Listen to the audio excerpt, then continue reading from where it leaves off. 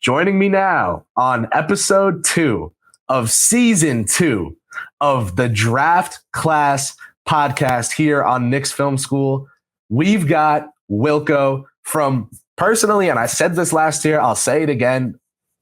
He's got a YouTube channel where if you look it up on my account, it's a lot of red bars at the bottom of those videos because I watch everything this guy puts out through and through. And that is why I've got him on to talk to you guys about the 2023 NBA draft, the Knickerbockers of New York, how that specific ball club should go about navigating the 23 NBA draft. Wilko of Floor and Ceiling, one of my favorite, probably my personal favorite draft YouTube channel. I love Keandre. I love spins. I love everyone. But Wilko puts this spin, no pun intended, on his videos where it's so concise and so good. So I'm giving him his flowers right when he's here to get them. Wilko, man, welcome to Draft Class. Thanks for being a returning guest. Season 1, back for season 2. It's a little bit different this year. No draft pick for the Knicks, which means we have everything to talk about. What's going on, man? How you doing? Yes, sir. Man, I appreciate you having me on. I'm doing well. Summer's finally around. It's Friday today.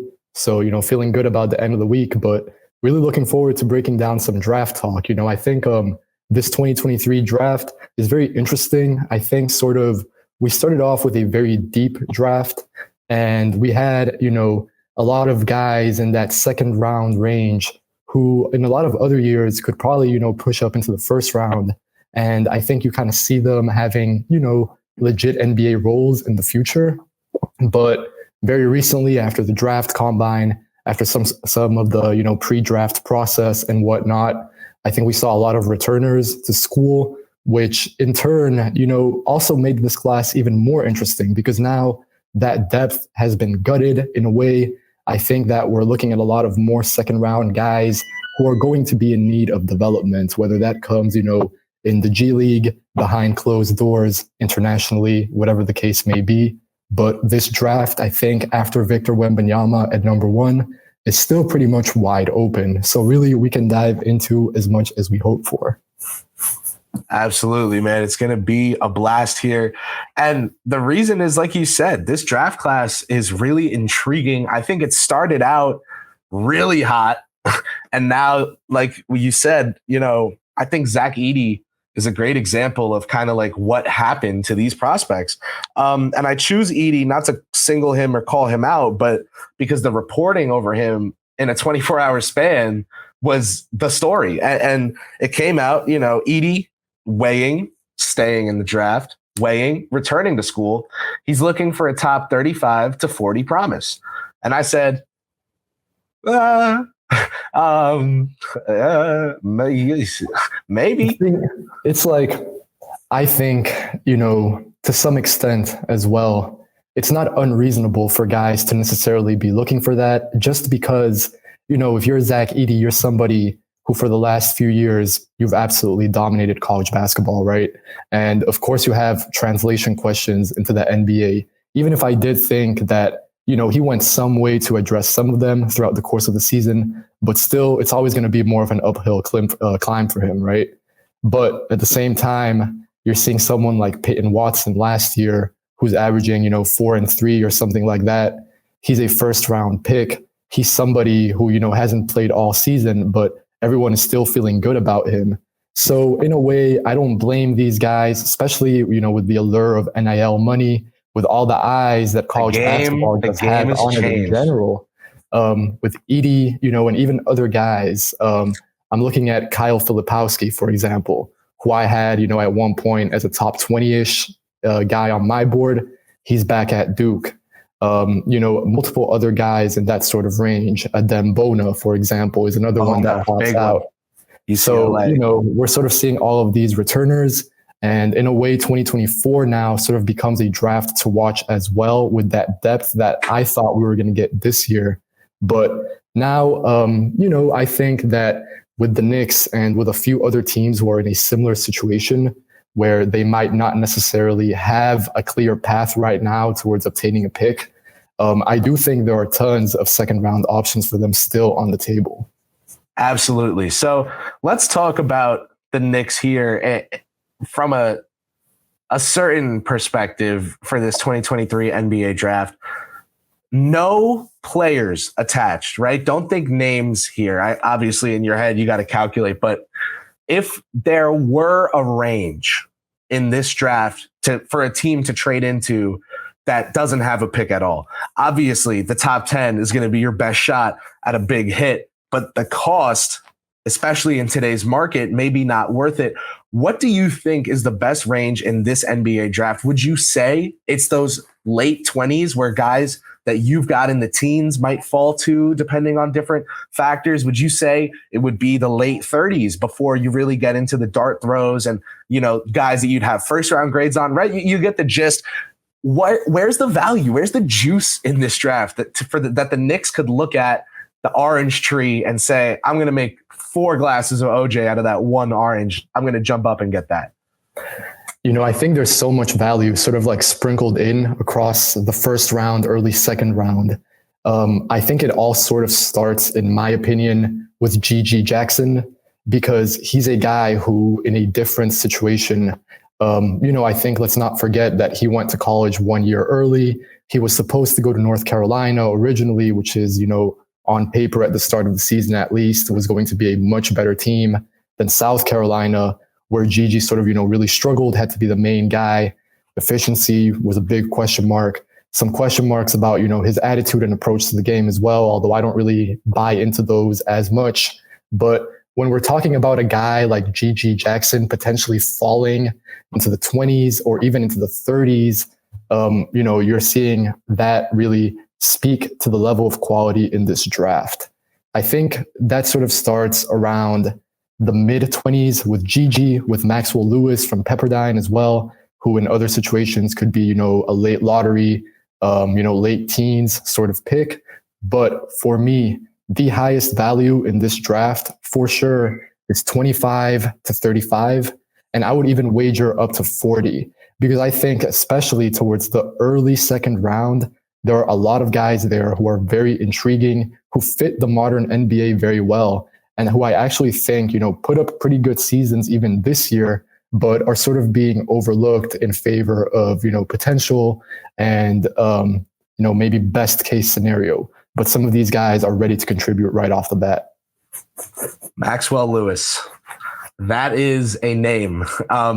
He's someone who I've talked about on draft shows, live draft shows for Knicks Film School for this cycle, as being one of my pre-lottery steals of the draft, in terms of like, before we even know the lottery results, before we even know who's picking wherever this kid goes is probably going to be a great value proposition for that team. You're getting a lengthy wing who can projectably pass, shoot, dribble. And you think the defensive instincts can be developed there as well. I've spoken to a scout for an NBA team who says that that's a lottery caliber prospect in a lot of other years. And that's, an opinion I don't take lightly, being a league decision maker for a team. And I think that when you see Lewis in Pepperdine, there's almost like the fade. Everyone's saying this is Jalen Williams 2.0. There's never a 2.0. Remember, Draymond was instrumental, and everyone was like, oh, Grant Williams is going to be this and this and that. And then Grant Williams was instrumental, so everyone was like, oh, David Roddy is going to be this and this and that. People love archetypes that they've recently seen succeed. And I think, you see Trey Murphy look so good in New Orleans, and other guys that people like to compare Max to. And it's like, you're biting at an apple that's not there, but there's still lots of utility from someone like him. I want to talk about fit, and maybe Lewis is a great example to do so. The Knicks have Obi Toppin, who they don't necessarily utilize in any of the ways that he showed he was good at basketball in college. They basically, if Obi's college usage was yin, his Knicks usage has been yang, like that is dead opposite. He's taking over 60% of his shots from three. It's the highest number anytime in his life. They're trying to repurpose him into a Trey Lyles type of player, and it's not going well. So I think that he's a candidate to be moved from based on everything I've heard. And you look at the fact that the Knicks have someone like Toppin. You look at the fact that in next year's draft, the Knicks are getting their own first round pick. They have Dallas's first round pick. They have protected first round picks from Detroit and Washington. They're getting the better of Utah or Cleveland's second round pick. And then Detroit and Miami's second round picks are also theirs. They're protected, top 55 and different things. But it's likely that several of the seconds convey, at least two of the firsts convey to the Knicks. Maybe Dallas and New York, they get their own, right? There's no way a Knick team climbing the ranks of the Eastern Conference is going to draft so many players. And so what would you make of a move where, whether as part of a larger 3-team deal or even just in a one-off, if the Knicks had to add two of those seconds to Toppin, but landed the 28th pick from Utah and someone like Max Lewis was right there. So, something where a team like Indiana is giving up a Duarte and a 29th pick, something where a team like Utah is giving up a 28th pick and maybe someone mildly promising, and that's why the Knicks throw in the seconds. Like, they have capital they can use. If they utilize Toppin, or is there someone else you would use? How would you look to get into that 25 to 35 range if you were New York? So I think there's a couple things to look at here. The first one is that I would for sure do it. If I'm the Knicks and I can move into that range, I'm not going to say it's a no-brainer, but, pretty close to that, because I think that there are definitely some long-term NBA rotation players who you're going to be able to find in that draft. Then with the Knicks, there isn't exactly, I think, a huge rush to sort of develop anybody into a big role for next season. I think that's often what happens with a lot of teams who are, contending for titles or trying to make it, deep into the playoffs. Rookies maybe, do not figure into the equation as much as they might for other teams. But I think that a deal structured around Obi Toppin makes a lot of sense. And not so much for me strictly thinking about the draft, but I think it's a combination of the things you said. Number one is that the Knicks are sort of trying to play Toppin in this role that just isn't him. He's taking a bunch of threes. He isn't really, getting moving towards the rim off the ball a whole lot. He's essentially, a big floor spacing wing. And I do think that in the NBA, you need those nowadays, but sort of forcing Toppin into that role, in my opinion, is not the answer. So if you have that, and then you take into account as well that he's a restricted free agent next summer, you're going to have to make a decision on his contract at one point or another. So I think, why not move it up to this offseason, try to see what you can get for him. Like you said, the Knicks can only have so many roster spots in the future, especially since they own a whole bunch of their own, first round picks. I think all the way until up to 2029, I want to say. And they've got the surplus, the protected, and that's why, they're not going to use all. I feel like it's the worst kept secret around the league that they are building up the star package. And I think, to shift a little bit into tangent world, but you look at Phoenix after moving their guts out to add Durant on top of their cap, and feels like they took the bottom 3 layers out of the Jenga tower to add one more brick on top. Same thing with Atlanta, 3 unprotected first for DeJounte. Same thing with Cleveland, the depth and the 3 unprotected first for Donovan.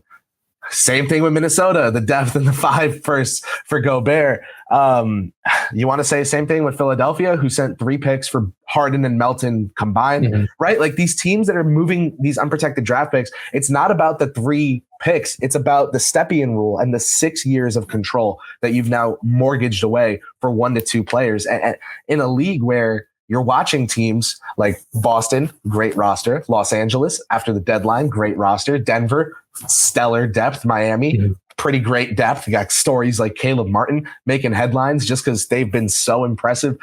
I can't help but think the Knicks, the time is now to position themselves to get one more rookie up the chute, right? They've got Grimes. They've got Toppin and quickly before him, and the rookie scale years are running out. These guys, like you mentioned earlier, are going to have to be extended, and that's why you said it. I've been thinking about it since then. That's why this is where this came from.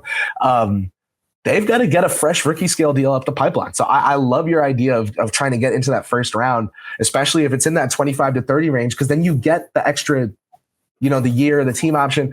You don't have to negotiate a second round contract. The rates decided. They've gotten steals like Jericho Sims for, like 4 years, $8 million, right? That was a Brock Aller machination. But I just think that this is the time for the Knicks to look for someone like Max Lewis. They could get Zach Blatter from the Strickland loves Trey Lyles and is always telling me the Knicks need to get Trey Lyles. So maybe that's someone they could entrust with the backup 4 spot. I would look more at New Jersey native Nasrian Reed. But whatever it is, the Knicks could grab someone that could play the backup 4 for the MLE, as Jeremy Cohen, our capologist here at Knicks Film School, has so brilliantly detailed, and develop someone like Max Lewis up the pipeline. Send him to Westchester for his whole first year. Give him reps being part of a bigger offense where he doesn't have teammates that he doesn't trust or different things, right? How would you feel about that being the play now, looking for that reward years later? Could you see the Knicks breaking away from what their draft philosophy seems to be, which age, Toppin, Quickly, Grimes, all guys that did McBride, all guys that did several years in college, character, right? It feels like the way that they've drafted Emmanuel Quickly. Like I talk about how on this show, we love psychos. We love insane players. We love players that care so much about getting better that they do insane stuff, like Emmanuel Quickly needing to be locked out of Kentucky's gyms at 4 a.m. every morning because he was staying through the night and working out. Those are the people the Knicks draft, right? Could they look for a Gigi Jackson, someone who I feel like is followed by his reputation, and there's always a but when discussing how skilled he is at such a young age. Could you see the Knicks kind of breaking off from this trend that they've developed to look at a project? I remember asking Mark Berman, if they're at 11 and Johnny Davis and Tari Eason are right there, I had Davis higher on my board and thought they should go Eason in that scenario because they need a big wing. They failed with Cam Reddish, the experiment there. And he was like, no, they wouldn't take a project in Eason. They would go with Davis. And I was like, oh, they view Eason as a project? Like, how do you feel about that? Would they switch up? I think that they should. Now, whether they will or won't is a different question. But I think that since those picks, since the Knicks picked Quickly or Toppin, sort of the benchmark for where the organization is at and what they're aiming for, I think has changed. The goalposts have shifted a little bit. So now it's what you're saying, right? I think that if you're looking for somebody to contribute right off the bat, then you're probably just going to be looking inside the NBA already. Guys who have, a few years of experience, who what you're going to be able to get from them, what they're bringing into the locker room, things like that. So if the Knicks do go into the draft, then, I'm absolutely down to get more of a long-term upside play. I think you hit the nail on the head. A big wing, someone, who's athletic, who can shoot the ball from deep, which I think is really important because, the Knicks were among the most three-point shooting teams in the league, taking a bunch of threes, didn't convert on as much. But if you're able to sort of double down, take a bunch and make more in the future, then, you sort of have, I think, the frame going forward. And we've seen it in these playoffs. It's a make or miss league right now. You've got to make threes in the postseason. I think the Knicks can still use a little bit more floor spacing, a bit more size and athleticism on the wing. And I do think that I have a few names in that range, 25 to 35, who I think would be really interesting for New York to take a look at. Love it. Let's hear them. Let's talk about it, because on a live stream, I got a super chat that said, what's the archetype of player we need? What if the Knicks could only get one archetype, right? They get a coupon and it says you get one player, this archetype. Which coupon do they take? I said big wing. They were looking for that kind of player with Reddish to transform Reddish into a different kind of player. That didn't happen or materialize in New York, in my opinion, for a plethora of reasons, both relating to Reddish himself, the coaching staff's lack of faith in him, yada, yada. And it's leading it led to Fisher in the front office, right? So obviously that didn't go how the team wanted. Who's someone fresh that they could bring in and try to say, hey, your thing out there is being long, strong, and athletic and tall, and yeah, who you got? My favorite target for the Knicks is Sidi Sissoko from the G League Ignite in France. I'm a big fan of Sidi's game. I've been watching him for a few years now. I watched him debut for the Ignite in person. Nice. Watched him a few other times live throughout the year.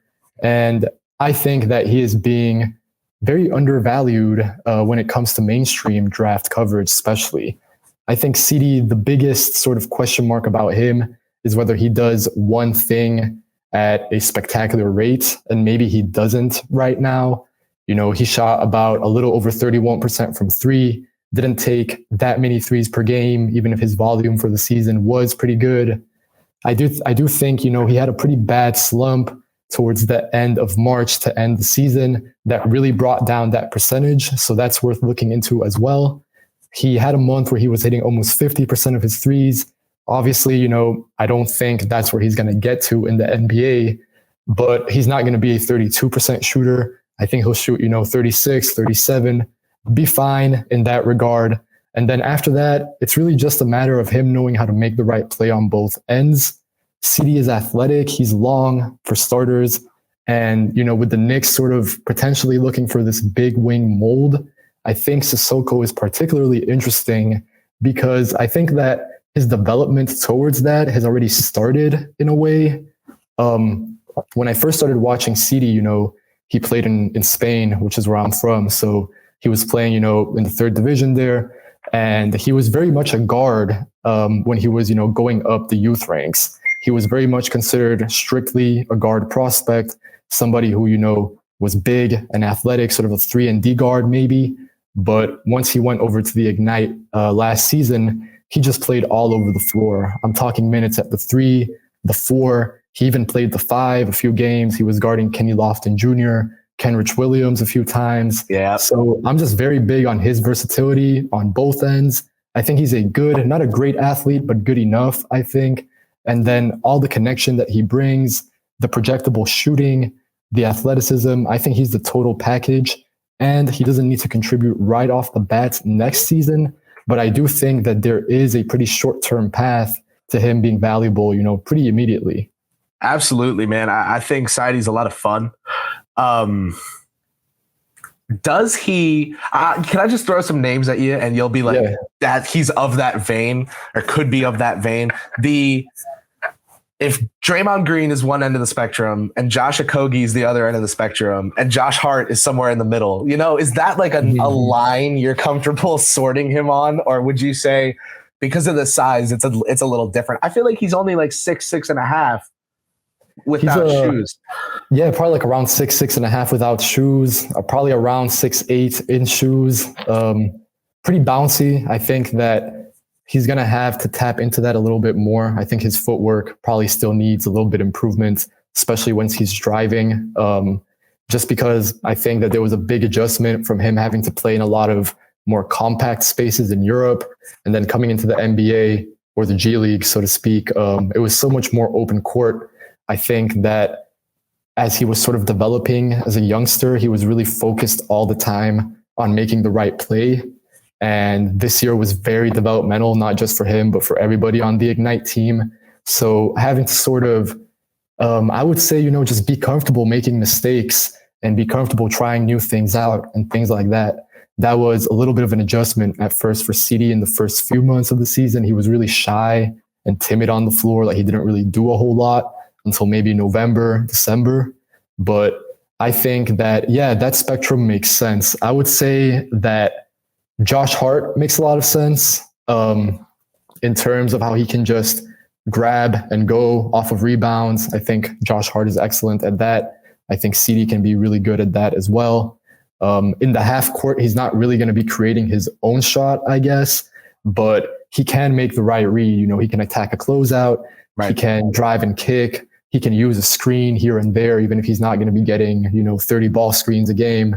But he's able to play the right way. And I think that with everything that the Knicks have sort of put an emphasis on, rebounding, shooting the ball, getting to the rim, defense, being able to guard multiple positions, they're ground and pound. The Knicks are a ground and pound team, man. And I got to say, the corner three for him, you buy it, you buy that he could camp out in that corner. Buy it. I buy it. Then he fits Thibodeau because the Knicks I just think he hasn't taken a whole lot though. He hasn't taken a whole lot, but I would say that was more by design. I would have to like go back and dive into his stats again, but I believe that most of his threes, like a really big percentage, were just, above the break threes. So maybe there will be a little bit of an adjustment for him in the NBA, just kind of having to be that fifth guy in the corner, right? Like a lot of rookies are. Yep. I thought, like, not to get on a tangent, but like Ryan Rupert, he played in the NBL in Australia with New Zealand. So he was already on a playoff team. And I think that he has some, comparable tools to CD, but he's already used to playing that, that corner shooter role, being in the empty corner or whatever. So that will be an adjustment, but I think that he has all the tools to be a complementary player. And with Julius Randle, Brunson, Josh Hart, Quentin Grimes, Mitchell Robinson, if you're looking at all of those guys, then his game meshes really well with them. Yeah, well, working in tight spaces is something important on the Knicks, and I think Saidi's experience in Europe would certainly help there. You look at why Jalen Brunson is so good on New York, and I think it's because despite the fact that he might be sharing the floor with Hart, Barrett, Randall, Robinson, none of which quarter in, quarter out are elite shooters. Randall in the first quarter, an elite shooter. After that, a little rough. Brunson can thrive in those tight spaces because physically he has to. I always describe, he's not short. He's just vertically challenged. And he doesn't play short at all, right? He just bullies. And that bulldog kind of mindset to me is something that would work well with the Saidi. And when you look at the Knicks, they love guys off the bench that replicate or simulate what their starters do. I mean, you saw Robinson, Nerlens Noel, like Hartenstein, 20% assist rate with the Clippers, started out in New York, 7 to 8, finished the season at like 13, 14, which was huge. It's just the Knicks like certain kinds of play. And specifically, especially when I talk to, I'll mention him again, our brilliant capologist here at Knicks Film School, Jeremy Cohen. He's always talking to me about the types of players that the Knicks like, especially at certain positions. Saidi would really seem to fit their rule, the exception to their rule, which is the Josh Hart kind of guy, the margin marauder kind of guy that just kills those margins on the stat sheet. There's someone else that comes to mind, and it's who Jeremy himself has brought up as a target for New York. If that 25 to 35 range, and like I said earlier, with the first rounder, you get that extra year. So I think the Knicks would rather take someone that they see as the 35th pick at 25 than pick at 35. Pods, man. Pods. Brandon Podziemski. I don't know how much of the hype you buy. There is a lot right now. And it's like surging because of the combine scrimmage performance. So tell our listeners where you're at with Pods, how you think he would fit on the Knicks. And I think what's important is our distinction here that we're talking long-term, right? Saidi could spend his whole first year in Westchester in the corner. That could be what he does. And they kind of force him to prove his worth. Whatever it is, I can say Thibodeau wanted quickly to go to Westchester at first. It was injuries in the preseason that fast-tracked him. The front office saw how good he was, and they said, oh, hell no, Tom. You are not getting away with this one. That kid's playing. But I don't think the team is scared to draft someone in the late first round and send them to the G League for at least a good portion of the year. Even with Saidi, but also with someone like Podziemski, how would you like that pick for New York, even especially with the lens to look through that guy would get a whole lot of on-ball reps down in Westchester or up in Westchester? I think it's a good fit, but I have a few question marks. I just think that with Podziemski, there's no question that he's so skilled, like on the ball, right? And he's going to be productive no matter what. We saw that this season at Santa Clara. I mean, he was just stuffing the stat sheet on every occasion that he got. And then, in the draft combine had a pretty good showing, like you're saying. Didn't measure maybe as well as you would have hoped. I think he was a little shorter than he was kind of billed heading into the season. But overall, for his sort of archetype, for the position that he's going to play on the ball, I don't think his height is too much of a deterrent. And even if he isn't the greatest athlete, like vertically speaking, I think he's very coordinated. He understands how to get to his spots. And then his touch really is just elite from everywhere. I think that his touch is really good. But with the Knicks in particular, my biggest question is just, what does he play in the NBA? Is he a point guard? Because I'm not really sure that he is. And maybe he can get there, right? Like if he just spends an entire season in Westchester, getting those reps, becoming used to playing in the NBA high pick and roll, things like that, then maybe I could see it. But as of right now, I'm a little concerned that it would be a similar case to Toppin, where you draft somebody who's very talented and who's going to have a long NBA career on some team. But in terms of the Knicks, I worry that they might try to make him, fit into a position that he doesn't necessarily correlate with, that sort of, what is it? Square peg in a round hole. Yep. I sort of feel like that might be what happens there. Well, it's what happened with Obi Toppin. Obi Toppin was a pretty unique shaped peg that they wanted in a very regularly shaped hole, and it just hasn't worked so far. Apparently, the hot yoga with Johnny Bryant hasn't been going well enough to get his flexibility, all the way there. But that's my super corny segue to say, let's step back for just a second from specific names in the 23 draft class. I want to get a take from you on the Knicks as a developmental landing spot. Mm-hmm. When you're analyzing prospects, how often do you think, oh, this guy would fit in New York, or, oh, I would love him in New York, but they wouldn't take him? Or what are your thoughts about the team, what they like to look for?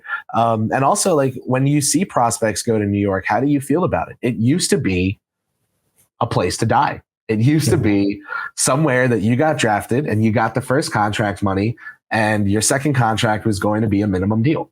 That was the lay of the land. It's now a place where you've seen Emmanuel Quickley and Quentin Grimes elevate themselves into starter caliber players for a playoff team. And I think Mitchell Robinson going from a herky-jerky, unreliable, big, injury prone all the time, and now gave New York 60 games of really reliable center play and looked like a star in the series against Cleveland. Showed you some struggles against Miami, but that's Bam Adebayo. How do you feel about the Knicks and how they develop players? Do you see big jumps in Quickly in Grimes' games that you weren't expecting, that you think, hey, maybe they know how to scout guys, or maybe they know how to develop guys? Just what do you think? What do you feel? Yeah, the lay of the land has gotten so much better, like you're saying. I mean, there's no question about that, right? I just think it's sort of the extent of how much it's gotten better. I think it's still a little too early to tell, but overall, I'm feeling pretty good. I think that with Emmanuel Quickley, right, he's sort of the guy that got the most attention, and rightfully so. I mean, he was, playing very well. And he really, established himself as a very long-term part of the Knicks, I think. Or, if potentially in the future the Knicks do move him, he's not going to have any issues at all finding a new home. So with Quickley, with Grimes, even with Obi Toppin to an extent, right? Because I think that in basketball, just as with other sports, often you have to look at guys through the lens of multiple contracts. So if they're sticking in the league, then even the first team that drafted them, even if they don't stick there, I do think they merit, some credit for their development. That being said, when somebody right now gets drafted to the Knicks, I just think that my biggest question isn't so much about development or anything like that, because I really feel like New York has done a pretty bang up job of doing that in recent times. Pretty similar situation to here in LA with the Lakers, where maybe, a lot of the talk when it comes to New York teams and LA teams is always on the stars and stuff like that. But both teams have done a tremendous job at, building around the fringes and drafting deep talent and stuff like that. So when somebody gets to the Knicks, my biggest sort of thing is just, are they going to get minutes? Where are they going to get minutes? What is going to be their role? Is it going to be the same role as in college? I think even with Emmanuel Quickley, And this isn't so much on the Knicks, I think. This is more so on Kentucky, really. But even with that, I think there are differences in his role and production and just sort of what he was doing out on the floor within his college days, going now to his NBA days. So when the Knicks draft someone, I'm really just cautious about, okay, when is the next time that I'm really going to see them play valuable basketball? Yeah, that's fair. I had Deuce McBride 21 on my board that draft. Loved that kid. Loved the drive. Thought he needed to add driving as part of his game, but that was like about it. I thought the defense was going to be perfect if he was out there next to a jumbo. I thought the shooting would translate. I thought the pull-up shooting would translate. And we've seen a relatively unconfident young player go out there and just only stand still, catch and shoot, open threes, make about 30% of them. And he was taking almost 10 threes a game for Westchester and making 48%, which was like, you had to look it up and double check that those were real numbers type of jarring. And then now you just haven't seen it. So in the NBA at the pro level. So I just think that it's definitely a question of like, yes, they're going to be developed. Are they going to get reps, which are arguably the most valuable part of development? There's only so much of development that you can mosh posh, makeshift, paper mache together and simulate, But I am really impressed with the Knicks. I have to say, everything I've heard about their practice facility and the attention to detail they have, they're tracking every shot, the spin on the ball, where it was from, who took it. They've got it all going now. And since Leon Rose has come in, they've really spent a lot in the uncapped areas of the league, coaching, scouting, trainers, equipment, staff, things like that. Like they're just out the wazoo with it now. And New York has become a desirable place to play. Sorry, Kevin Durant, but it's cool again to be a Knick. I just am so curious, especially given our discourse that they'll want to get into the back of that first. If they don't, and they do decide to go the 40s, late second rounder, even UDFA route, do you got a couple deep cuts for us? A couple, not the hits, not any of the top 5 most streamed songs on the album, but one of those deep cuts that I don't know, like 9 by Drake, something. One of those album deep cuts that only the real know about. Talk to us. I have 3 names for you, and I actually think it's really interesting what you just touched on with Deuce, because I was pretty high on him as well coming out of West Virginia. I'm still pretty confident that he's going to have a long NBA career as a backup guard probably, but he's just, very steady out there on the floor.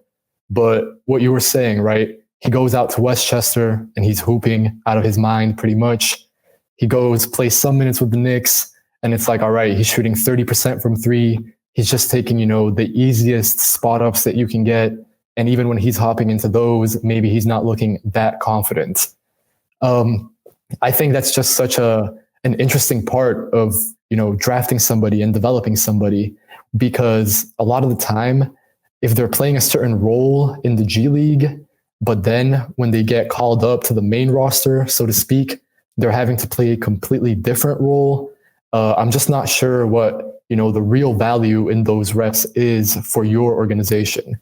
Obviously, it's benefiting the player as a whole. He's improving in general. But if this isn't what you're going to bring the guy on the court to do once he's on an NBA floor, then I'm just not sure what the point is of drafting him and playing him in a role that he's not ever really going to fulfill. That being said, what I was trying to get at with that is Bobby Klinsman out of Wake Forest. Hey there. And this is somebody who really intrigues me in that sort of early to middle second round. I worry that his floor is actually Orlando at number 36. But if he does fall further than that, I think that this is somebody that the Knicks should be very seriously considering for a number of reasons. The biggest one is that with Bobby, you watch him and a lot of his tape, because he didn't really play that much at Wake Forest. Most of his tape comes from when he played with Sweden's youth team. And so, he's so much more big and athletic and even skilled, just because he's gotten, different chances to develop and whatnot relative to the level of competition, that he's out there making it look really easy. And, when he's getting a board and he's pushing and, he's spinning and finishing and dunking or whatever, and he's wearing number 34, you're like, oh, okay, like, is this Giannis? Am I onto something here that nobody else is onto? But even though all of that is great, I also think that Bobby has a pretty safe floor. Yeah. Sorry about that. So even though all of that is great, I think that Bobby has a pretty safe floor. He shot, I think, 37% from three at Wake Forest. Mm-hmm. He shot 39% from three in high school at Sunrise Christian in Kansas. And then with Sweden, he was taking a lot of threes, even if that percentage did fall to 25%. So even if he never develops into this sort of, transition mismatch monster that can also, pass off the live dribble and stuff like that, I think that he will be able to contribute to an NBA team just through his size and athleticism, being 6'10", 7-foot wingspan, super coordinated. And then he's going to be able to make the three ball, I think, rebound really well. And he's going to be able to pitch in here and there, passing, handling, and just doing all the little things. How do you feel to stay in the exact same area of North Carolina?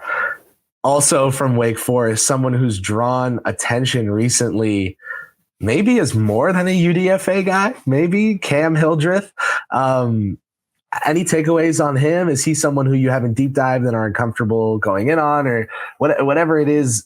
I've seen some buzz around him recently. Is that a name people should watch out for from Wake Forest just because we're on that team? A little bit, but I think it's more what you said, right? More as an undrafted free agent type of target. Mm-hmm. At the same time, though, I think I touched on this on Twitter a few days ago, which is that teams now are going to have 3 two-way contracts with the new CBA, right? Before, yes, they only had 2. So when it comes to guys like Hildreth, who, are pretty productive around the floor, maybe don't have one skill right now to hang their hat on, but, they have kind of that mold that you're looking at in the next level. I think that Hildreth is one of them, in sort of that same mold, I would say, as sort of a guard that's a little bit smaller, maybe more of a guy who I think is going to be able to play on and off the ball at the next level in the NBA. For the Knicks, I really feel like they should be looking at Julian Strother. He's somebody who I think would be a little more interesting just because he's a little bigger. He's more developed. He's more, more proven in general, I think, especially as a 3-point shooter, which I wouldn't mind if the Knicks doubled up on. So I think more so Hildreth is an undrafted free agent.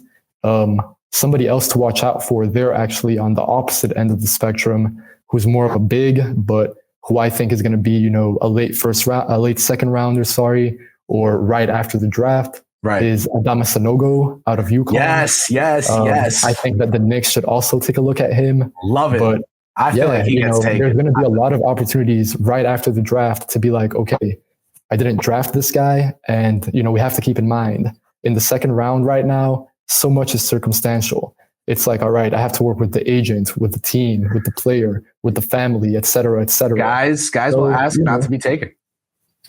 Austin Reeves is the biggest example. Austin Reeves asked not to be taken because he agreed a 2-way contract with the Lakers.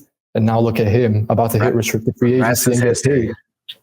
Rest is history. He's about to get bagged out. From everything I've been hearing, his camp was expecting a 472 offer as like the floor after the regular season. I'm sure that number has grown a tad. Obviously, you get paid for 82, not 16 in the NBA, but the 16 are where you can make yourself a lot of money. I feel like you don't necessarily lose yourself as much money as you can make yourself in the playoffs as compared to the regular season. But you show out in the playoffs and I can guarantee some owner out there, after Caleb Martin declines his player option for $7.1 million, he'll play this year for $6.8, is going to be like, Fournier, Harris, those guys get like $18 million a year. We'll just give them that. Just get that guy, right? Like I think that is a thing. But yeah, no, the names you brought up, Strother, for Knicks fans who aren't super familiar, if you watch March Madness, if you saw the biggest shot Gonzaga hit all tournament, that was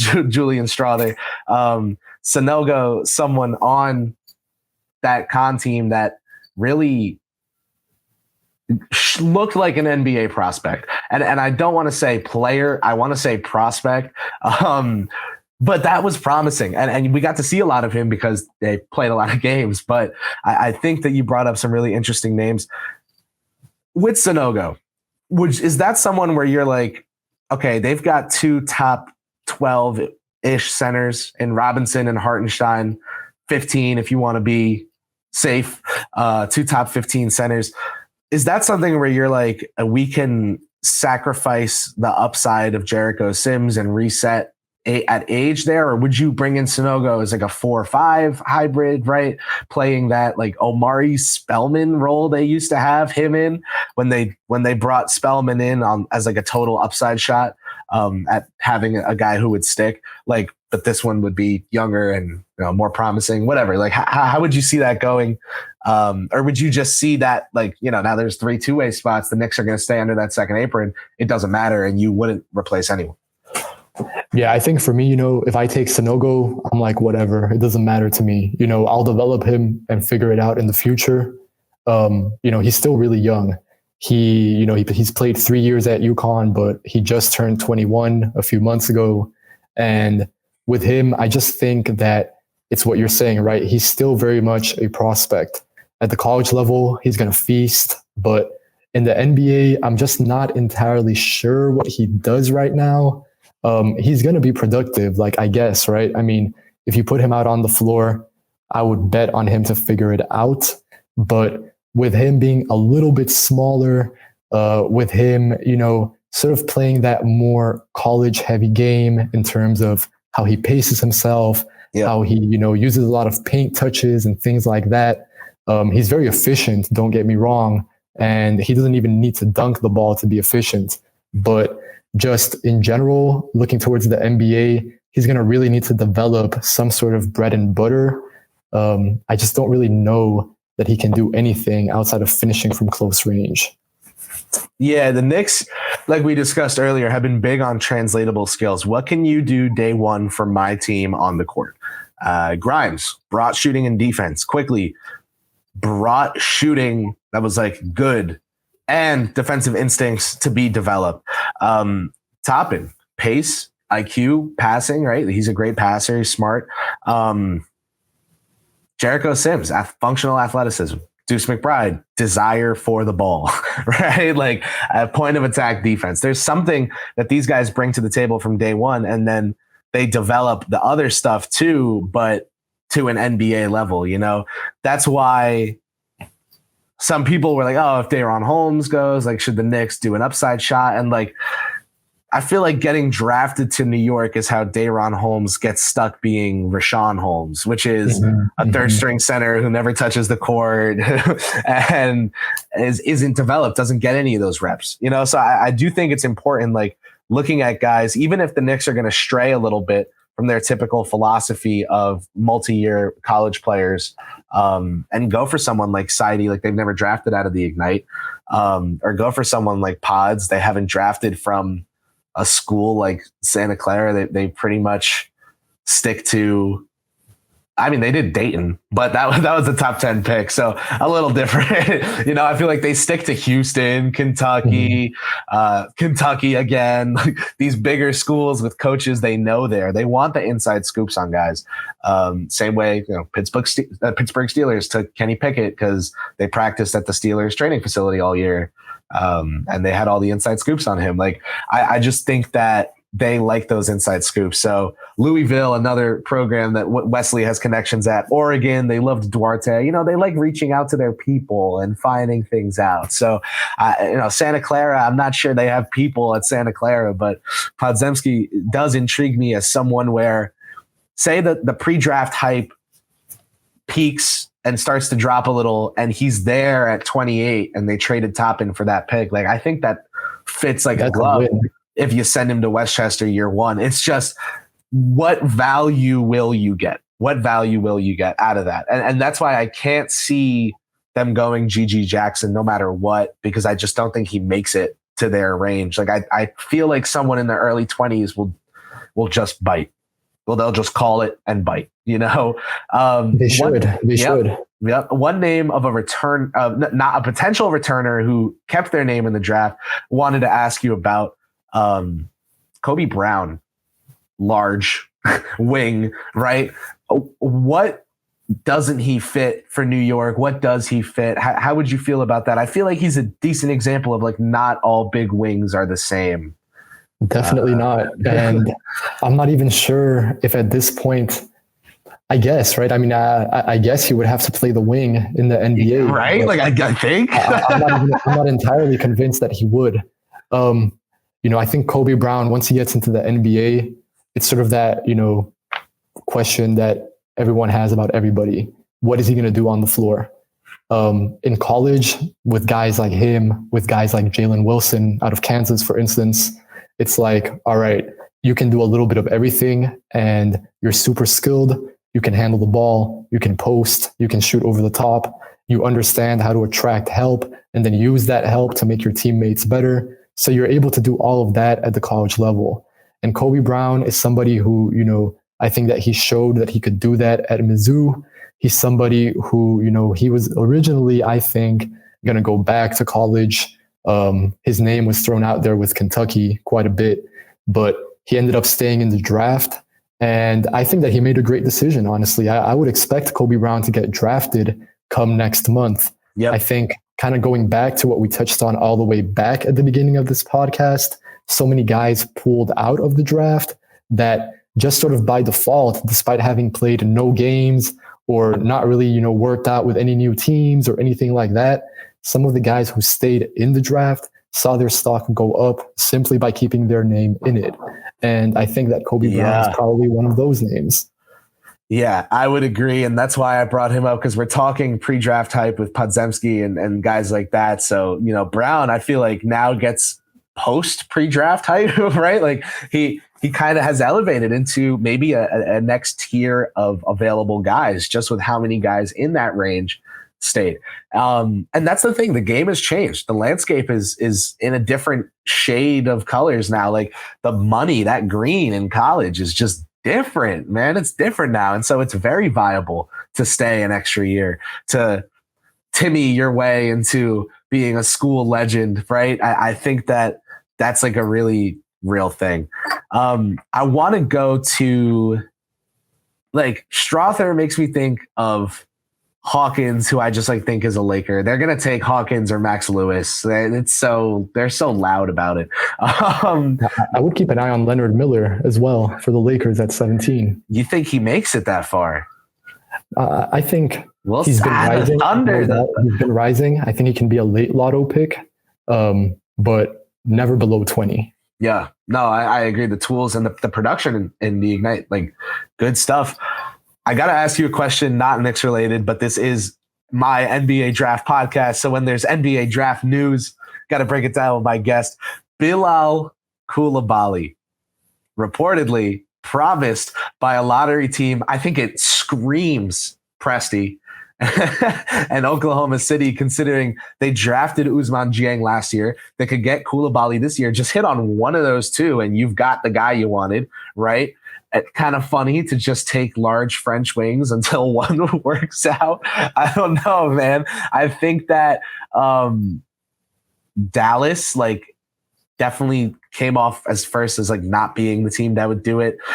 If you don't have to spoil, but what kind of team, makes that kind of promise this early? I feel like the Knicks knew they were taking Toppin or waiting for him for so long before the draft at that spot.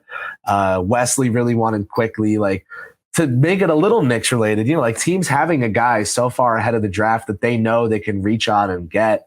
What do you make of these kind of situations? And where is Bilal buying a flight to, man? So there's a few things here. I like Bilal. I think the hype train is getting slightly out of control. Faster than they can break down from. Yeah. Very much so, because I have a question with Coulibaly, and I think that if he's not playing on the same team as Victor Wembanyama this year, I wonder what his stock truly looks like. If he's being, talked about as a potential lottery pick, or more so, okay, is this just a very good, first round high value pick, because I think what you're getting with him, of course, you're getting somebody who's a very good athlete on the wing, and he's going to measure really well. And in terms of, athletic grades and stuff like that, he'll grade, off the scale, no doubt about that. But I do think that there is somewhat of a floor to his game that isn't maybe being acknowledged as much. When he's playing with Mets 92 as a pro, he is very much a role player at the end of the day. He's very much somebody who pitches in and contributes around the edges. He has, gotten some more ball handling reps as of recently, and it's helped that it's the playoffs over there in France. So, there's just more attention on those games in general. Mm-hmm. But overall, when it comes to, creating his own shot or creating for others, or even just handling the ball in any way that isn't really, a straight line drive or, just a take in transition, that is, something that Koulibaly still struggles at. I think that once he gets into the NBA, there is a pretty big leap in the competition that he's facing. And not just that, I think more importantly, in the reads that he's going to have to make. Because right now in the French league, he's playing a very, very narrowed down role. It's very not easy, because obviously you got to go out there and grind and play hard and make the right reads and whatnot. But the reads that he has to actually make are not that many. He plays within his role all the time. So I would say that this, lotto hype is a little bit much for me. I have him more so in that early 20s range. However, it's what you're saying. There's so much buzz about him having a promise already. I think Oklahoma City definitely makes sense. Yeah, I would also be looking out for the Orlando Magic again. At 11. What they did with Chuma Okeke and then with Caleb Houston, how they promised them sort of, and then went on to pick them. I wouldn't be totally surprised if it was the Magic involved with Bilal. Grady Dick has been everybody's, this is who the Magic are taking at 11, because they're going to go upside at 6 and Grady Dick at 11. And I feel like Grady Dick could be upside, could not, whatever, however you want to see it. I personally am not someone who looks at Grady Dick and is like, he has star upside. I think he can be really good to the point where in a redraft, he goes top 12, top 10, because he ended up being so steady. But if you're in the lottery, you gotta take the swing. Man. You gotta look for athleticism and things that just make you want to swing on guys. So I get long players like Koulibaly, being reached on. Are the Magic so fading the Dick to Orlando hype that they would rather just take whatever Thompson twin or Taylor Hendricks or Jarris Walker, whoever's there at 6, and then play the board there and then make their own board and change the board at 11 going Koulibaly? I can really see that. So yeah. But I don't know. I just wonder, given where Orlando is at, I'm just not sure that they need to be, taking high upside picks all of the time. I feel like now is sort of the time they can guys, really, just sit down, analyze their depth and say, okay, this is who we're going to be building around. And now this is what we need to sort of have a more, defined game plan going forward. I think that picking upside and going for, best player available, regardless of, who's on the board, is a great philosophy a lot of the time. The philosophy. At the end of the day, you do also have to build a team at a certain point, and you have to pick, who you're building around. So the Magic face a lot of interesting questions. I feel like even Derek Lively, if Dallas doesn't pick him at 10, at number 11, he might make some sense for the Magic.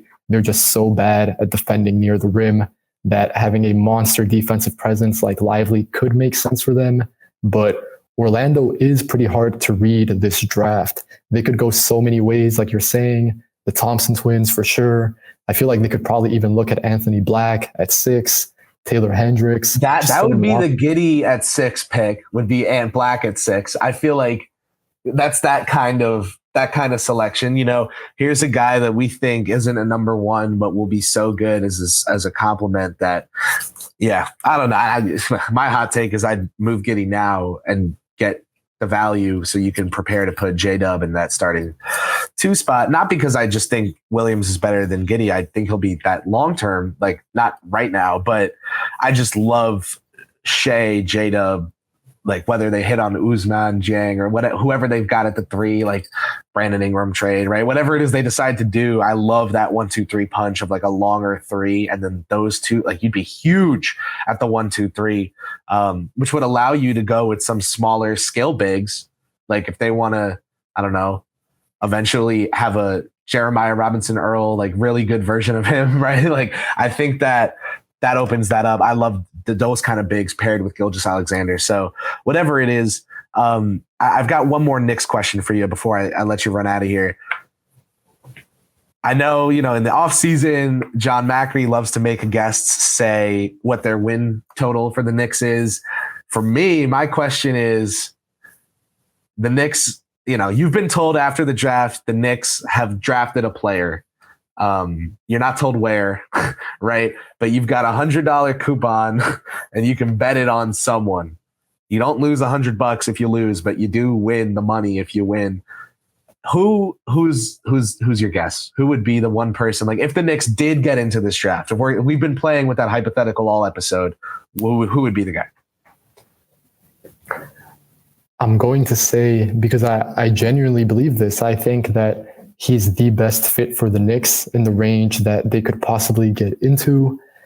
The character is spectacular, a very hard worker, somebody who's in the gym all of the time, somebody who has, no problems doing what the coaching staff asks from him, somebody who's going to play a ton of positions on the floor, who's going to be versatile, who's going to be able to, I think, shoot the ball from deep. And I really think CD Sissoko is that guy for the Knicks. I knew exactly where that was going. He just makes so much sense across the board in every single way. He's young, but he's mature. He has pro experience, I think 3 years as a pro right now. And he's only 19, having turned that in April. So I think that experience is going to count for a lot. Even if, this would technically be his freshman year of college, quote unquote.